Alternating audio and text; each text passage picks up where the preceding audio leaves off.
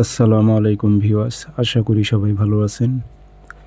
ইনশাল্লাহ আমিও ভালো আছি আপনাদের দোয়ায়। নিয়মিত বরাবরের মতো আবার উপস্থিত হলাম আর একটি ভিডিও নিয়ে। শয়তানি ইবলিশি তাবিজ দিয়ে আপনার শত্রুর ওপর জিন চালান করে দিতে পারবেন। এটি আমি ইতিপূর্বে ভিডিও দিয়েছি যে বশীকরণ, বিচ্ছেদ এগুলো কাজের। এটি আজকে নিয়ম বলবো যে আপনার শত্রুর ওপর জিন চালান করে দেবেন কিভাবে, এবং এই নকশাটি দিয়ে A to Z সব ধরনের কাজ আপনি করতে পারবেন।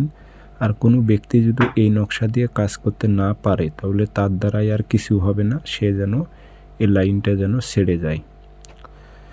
কারণ এত সহজ, বাংলা এবং লিখতে হবে না, ফটোকপি করে কাজ করবেন। তা তো ওই ব্যক্তির দ্বারাই যদি না হয় তাহলে বুঝে নিতে হবে ওনার দ্বারাই এসব কাজ হবে না। তো যাই হোক, আমি বিস্তারিত বলে দিতেছি, আপনারা ভিডিওটি সম্পূর্ণ দেখেন, চ্যানেলটি সাবস্ক্রাইব করে রাখবেন। ব্যক্তিগতভাবে যদি আপনারা যে কোনো কাজ আমার থেকে করে নিতে চান যোগাযোগ করবেন 0133152703 ইমো আছে, হোয়াটসঅ্যাপ আছে। এটি শত্রুর ওপর সরাসরি জিন চালান করে দিতে পারবেন, জিন্নাত এবং রুহু চালান করে দিতে পারবেন।